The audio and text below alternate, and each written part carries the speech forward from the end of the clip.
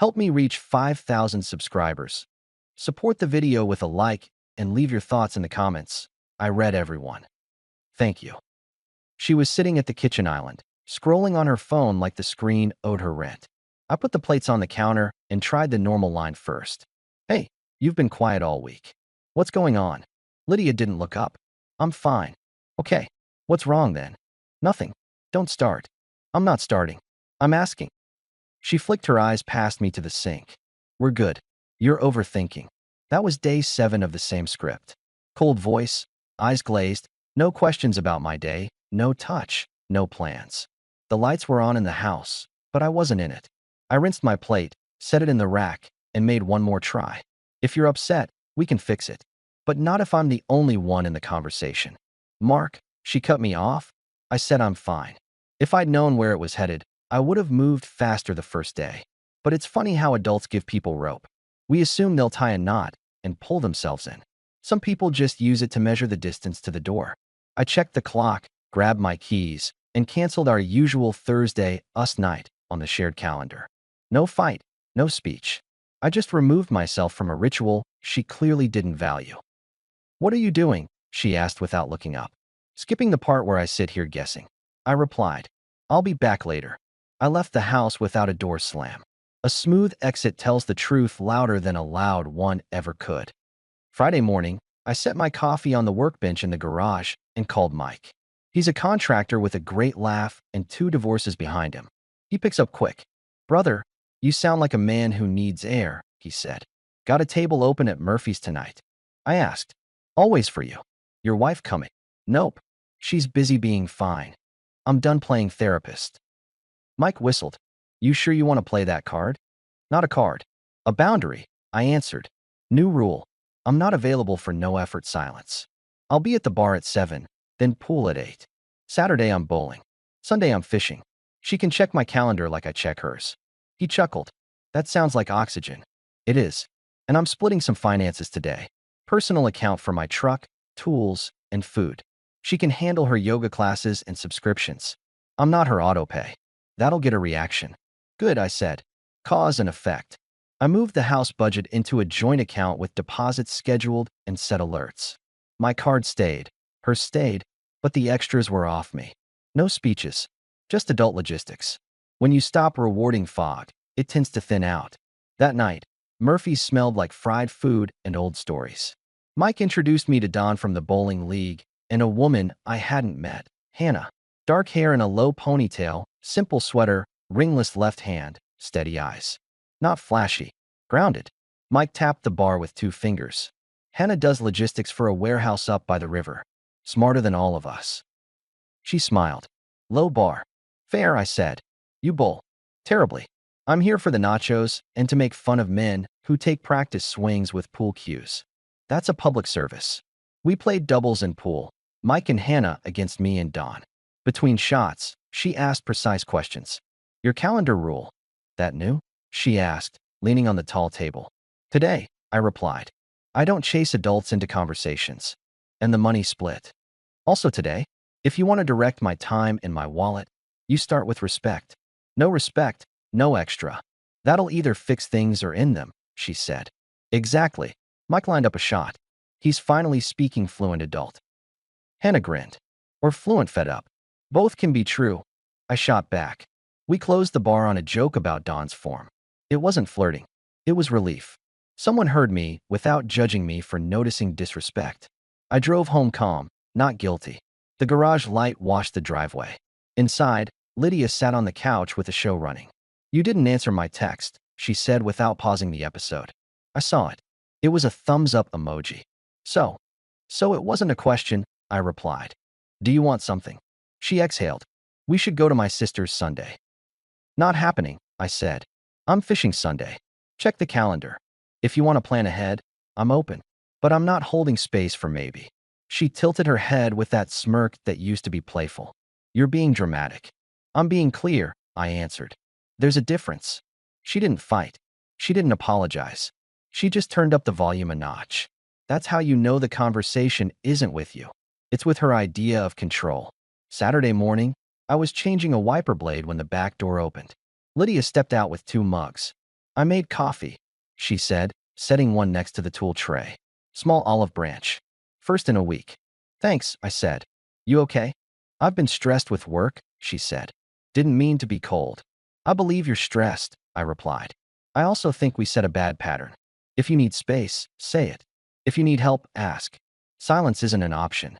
She nodded like she was considering it. Maybe we could reset tonight? I'm at the lanes, I told her. Join me if you want. 6 o'clock. She half smiled. We'll see. That was the first softening. Light, plausible, and just enough to make a man exhale. I didn't exhale. I placed the coffee on the shelf and went back to the blade. When you've been on a diet of crumbs, a cracker feels like a feast. That's when you need to remember you own a kitchen. At the bowling alley, Mike waved me over. Hannah was there again, teasing Don about his wrist guard. We talked about scheduling software and whether adults should need reminders to be decent. We played a couple games. I didn't invite her anywhere. We were just people at the same table, laughing at the same bad spare attempts. Around 8, my phone buzzed. Lydia, where are you? At the alley, I texted back.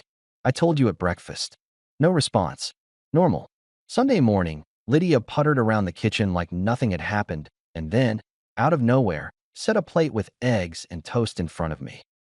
I thought you liked it this way, she said, sitting down across from me. More softening. I looked at the plate, then at her. This is nice, I said. Thank you. You're welcome. I'm still going fishing, I added. She rolled her eyes.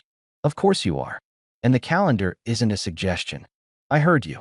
I finished breakfast, rinsed the plate, and grabbed my tackle bag. As I passed her, she touched my arm. We're fine, she said. Don't turn this into a thing.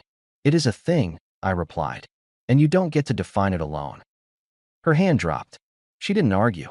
She just went back to her phone. The message was clear. Feed me, praise me, then get out of my way.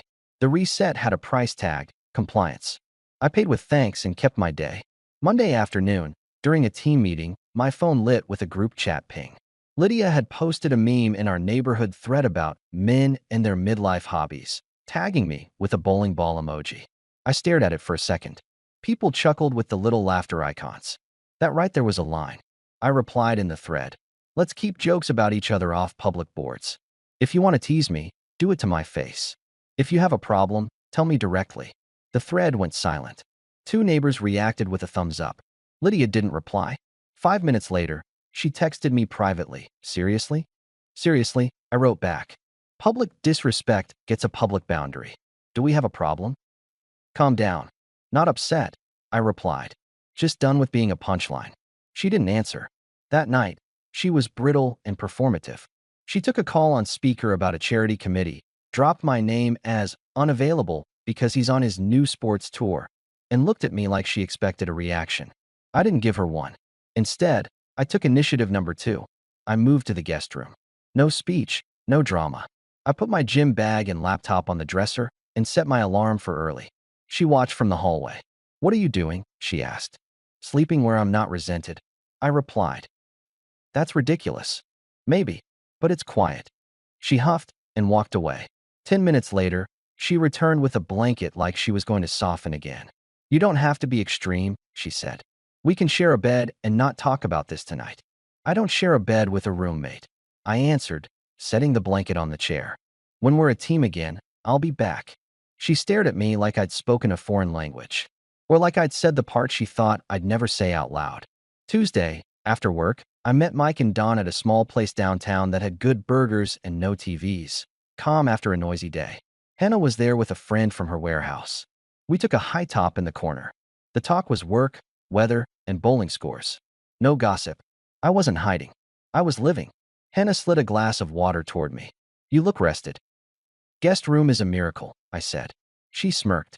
Most people find that out after a few nights on a couch. I prefer a door I choose. We ate. We joked about Don's obsession with ball polish, and we left around 9. Outside, under the streetlight, Hannah paused. You good? She asked. I'm fine, I told her. I'm not happy, but I'm clear. She nodded. Clarity is underrated. Thanks for not making it weird, I added. She raised an eyebrow. What? Being friends with a married guy who's choosing his sanity. I'm not trying to audition for anything, Mark. I like talking to adults who don't lie to themselves. Same. We said goodnight. What I didn't know was that Lydia had followed me there in her car. She parked across the street and watched from behind her windshield as I stood with another woman under a lamp, hands in my jacket pockets, saying nothing more than "see you later." My phone buzzed as I pulled onto our street. "Where are you?" she texted. "On my way home," I replied. No answer. The house lights were on like a stage when I walked in. She was in the middle of the living room, arms folded, jaw set. "Who was that?" she demanded. "The one who respects and values," I answered, putting my keys in the bowl. Her voice leapt an octave. "Are you serious? You're unbelievable." "Nothing happened," I said, "and it doesn't matter. This marriage isn't falling apart because I had dinner and conversation in public with friends. It's broken because you stopped participating and started grading me from a distance." "Don't twist this," she snapped. "You betrayed me." "I stopped funding silence," I replied. "I stopped pretending your cold shoulder was a hurricane I had to board up for. You ignored me for a week. Then you fed me breakfast like I'm a dog who needs a treat to heal. You mocked me in public. You don't get to do that, and then call me names for having people in my life who treat me like a person." She paced, palms up. "You're married to someone who hasn't talked to me in days unless she wants something," I answered, "and who treats my time like spare change. You are not walking away from this," she hissed. "I already did," I told her. "The day I moved to the guest room and you didn't notice." Her eyes went glossy with anger. "You think anyone's going to believe you? You think you'll be the good guy in this neighborhood?" "I'm not trying out for the role," I replied. "I'm done with the play." She grabbed her phone. "I'll tell them all how you—" "Lydia," I cut in, calm as a clock. "Stop. We both know what this is. You like control. You like attention. You want me lined up at your door with flowers and apologies when you go distant. I won't do that. I'll pack. I'll sleep elsewhere, and I'll file the paperwork in the morning. You can have the furniture. I'm keeping the house. We'll swap the rest like adults, or we won't, but I won't stay here to be managed." She stared at me like I'd swerved the car without a signal. "You can't just decide that." "I can," I answered. "And I am." I went to the guest room, pulled my suitcase from the closet, and started folding clothes. She followed me to the doorway, more bark than bite now. "You're overreacting," she said. "We can fix this. We can go to dinner." "We can." "You had a week to pick dinner," I replied. "You picked silence. Then you picked a joke about me in front of everyone. Now you're picking threats. I'm picking a boundary. You're walking out for some woman you met in a bar. I'm walking out because respect left the house," I told her, zipping the suitcase. "I'm not asking you to chase me. I'm telling you the rules I live by. You don't have to like them." She shifted gears again, the second softening, bigger than breakfast. She stepped forward, put a hand on my chest, the voice sugar now. "Mark, don't do this." I was stressed. I was petty. I shouldn't have posted that thing. I can do better. Let's reset. We'll take a weekend trip. I'll cook. I took her hand off my shirt and set it gently by her side. "I believe you're capable of being kind," I replied. "I don't believe you respect me. And I don't stay where I'm not respected. You're being cruel. I'm being final." I walked past her with the suitcase. In the kitchen, I took my wallet from the bowl, my watch from the little tray we'd bought at a craft fair 3 years ago, and put them in the side pocket. My truck started on the first turn. No drama, just movement. "Mark," she shouted from the doorstep. "You can't just leave."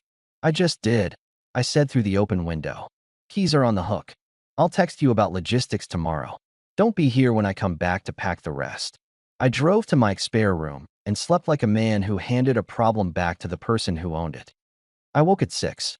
By 7, the paperwork was submitted from my laptop at Mike's kitchen table with a cup of coffee and a calendar open. No rants. No loud music. Just a clean cut and a list of tasks. I texted Lydia. "Paperwork started. I'll be at the house at 11 to pack my tools and documents. Please be out from 10 to 2. We can coordinate furniture later. I'm keeping the house. You can take the living room set, guest bed, and your office gear. I'll change the utilities to separate accounts next week."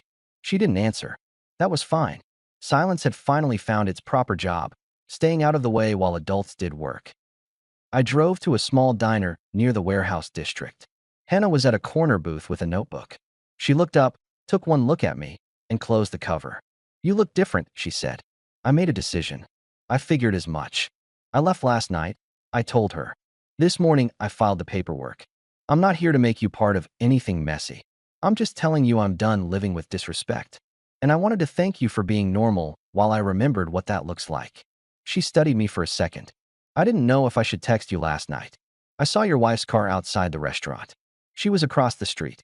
I figured you'd have company when you got home. You figured right. I'm sorry, she said. Don't be. I replied. It clarified everything. We ordered eggs. When the plates arrived, she cleared her throat.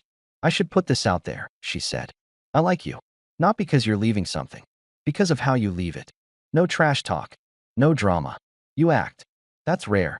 I appreciate that, I answered. I'm not starting anything while I'm still married on paper.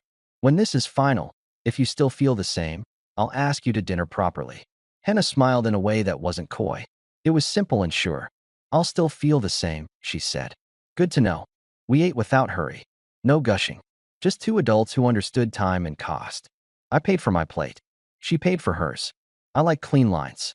At 11, I pulled into the driveway and saw Lydia's car gone. I unlocked the door, packed my documents, my tools, and the box of photos I actually cared about. I left the wedding album on the shelf. It belonged to a version of us that ended before I moved to the guest room. At noon, the neighbor across the street, Al, walked over holding a rake. You two okay? He asked, quiet. We're making changes, I said. I'm not gossiping. I am setting one thing straight. If you see rumors on the thread, ignore them. Al nodded.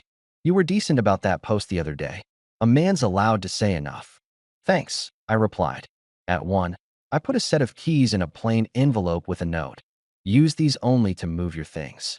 After Thursday, the locks change. Respect the schedule. Then I set it on the hall table and left. No drama, just logistics. That night, Lydia called. You really did it, she said, voice smaller. I told you I would. You'll look like the bad guy. I'm not in the play anymore, I answered. You can pick your audience. I'll pick my life. You're cruel, she repeated. No, I'm finally consistent. Click. Mike handed me a beer on his porch and didn't talk for a full minute. That's what good friends know how to do. You'll be fine, he said finally. I already am, I replied. The next weeks moved like a checklist. Lydia took the living room furniture, the guest bed, and all her office gear. She left the house after we met for 10 minutes with a calendar between us. Just dates, times, and which boxes went where. No scenes. No crying. A sad spreadsheet. I changed the utilities and set my new budget. I repainted the bedroom a simple gray in one afternoon. It's amazing what a new coat does, not to feelings, but to the willingness to show up in your own space. I slept in my bed that night, alone, with zero noise, and woke up without that heaviness I'd been pretending was normal. When people in the neighborhood asked questions, I gave the same line. We wanted different rules, I'd say. I needed respect. I enforced it. That's all. Most nodded. A few looked at me like I'd kicked a puppy. That's fine. Adults who expect you to bleed for their comfort aren't your problem. Hannah and I kept talking. Bowling night, burgers, walks by the river. On the day my papers finalized, I called her and asked her out. Not to bowling, not to Murphy's, not to places where our friends could make it easy. A real dinner, real conversation, real intent. Okay, she said. Pick me up at 7. And wear the shirt that makes your shoulders look like you do more than lift boxes. If I owned such a shirt, I'd wear it, I replied. Then iron anything, she said, laughing. At dinner, she asked what I wanted long-term. Not the kind of question that pretends to be deep. The practical version. I want a home that feels like a team, I told her. Subject lines on texts. Calendars that get updated. Laughter that isn't a weapon. Boundaries that don't need speeches. And what do you bring? She asked. Steadiness. Clear lines. Effort. I will carry what I should carry, and I won't carry what isn't mine. That'll do, she said. We moved slow because slow is strong. 6 months later, we stood in my kitchen on a Sunday morning cooking together. She reached for the salt without being asked. I took the pan off the burner before it got too hot. Small, boring things that tell you more than any big speech. She watched me plate the eggs. You know I fell for you the first week, right? I looked up. At Murphy's? No, she said. At the bowling alley when you shut down that group chat nonsense with one line and no heat. Most people beg for sympathy. You asked for respect. Everything else came from that. Respect is the only soil where anything grows, I replied. She nodded like I'd told her the weather. I'm glad you didn't let me be part of the mess. I wouldn't have wanted you if you had. That makes two of us. We built a life out of clean lines and ordinary days. We hosted small dinners. We joined a mixed league and lost more than we won, which made for better stories. Friends came over for cards. Sometimes we argued. We did it directly, without silent treatments, and with a timer if we had to. No one slept in a guest room as a weapon. The guest room held suitcases, not punishments. As for Lydia, the neighborhood thread cycled through its gossip seasons. She tried on narratives. In one, I was cold. In another, I was impulsive. In a third, I was living a secret life at bowling alleys, which made me laugh more than it should have. The yelling types believed her. The quiet ones nodded at me when I took the trash cans out. Time has a way of distributing truth without anyone needing to deliver it. We divided the rest of the stuff. She kept the car and a lot of the decor. I kept the house, my tools, and my peace. Best trade I've ever made. People ask if I regret anything. I regret waiting a week for "I'm fine" to change its meaning. I regret thinking love can grow where respect is rationed. But I don't regret the line I drew or the steps I took after. I didn't leave to punish. I left to live. The last time Lydia and I spoke, she called about a piece of mail that landed at the house. "It's for your committee thing," she said. "Want me to drop it off?" "I'll pick it up," I replied. "Leave it on the porch." She paused. "Are you happy?" "I'm respected," I answered. "That's better." "I'm fine," she said, like a habit she couldn't break. "Take care, Lydia." I hung up and texted Hannah. "You good for a walk?" "Always," she replied. We walked past the park where the Saturday League kids flung balls 2 lanes over. The sun did what it always does. Rose, warmed the concrete, went somewhere else. Nothing dramatic, just faithful. If I had to summarize what changed in my life, it's that I stopped waiting for someone else's weather to clear and built a roof I could trust. One night, months into this new normal, we had friends over for ribs and cards. Mike grabbed a soda and leaned against my counter, taking in the house that didn't feel like a museum anymore. "You did it right," he said. "No speeches, just rules." And then you walked. "Speeches are for people who intend to stay," I replied. Hannah set a bowl on the table. "He's good at leaving places he doesn't belong. That's why this works. He chooses where he does belong, and then he shows up." Mike clapped my shoulder. "Amen." We played cards until the porch light flicked on automatically. When everyone left, Hannah rinsed plates, and I wiped the table. She bumped my hip with hers. "You ever think about a ceremony?" she asked. I looked at her. "With you, yes." She smiled that simple, sure smile again. "Then let's plan. Nothing big. Just us, friends, and food. No speeches." "Perfect," I said. "But one rule." "Which is, if either of us starts a sentence with 'I'm fine,' when we're obviously not, the other gets to call a timeout and take a walk. No sulking. No public shots. Deal." "Deal," she said, sticking out her hand like we'd just closed on a house. We shook on it. That's how grown people do romance, like a contract you both want and both keep. The morning we stood on my back patio with our closest people, Mike handed me the rings and tried not to tear up, which was funny on its own. Hannah's vows were short and right. Mine were too.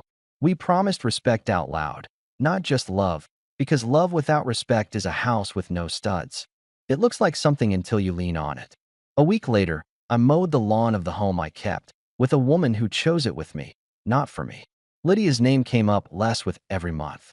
I heard, through the grapevine, that she told people I'd left for someone else. Meanwhile, she kept moving apartments and starting new committees. That's not my story to manage. Mine is simple. My house is steady. My truck starts when I turn the key. My work is lean and busy. My friends sit at my table and talk like we're not in a rush. My wife reaches for my hand when schedules get heavy. We do calendars on Sundays. We do honesty on Tuesdays if we need it. We do laughter the rest of the time. If you want a last line, the one I didn't get to say on that doorstep, I'll give it to you now. When someone asks, "Who was that?" you tell them the truth without drama. The one who respects and values. And if you haven't met them yet, be that person for yourself first. Change your schedule second, and stop apologizing for not living under a cloud someone else pretends isn't raining.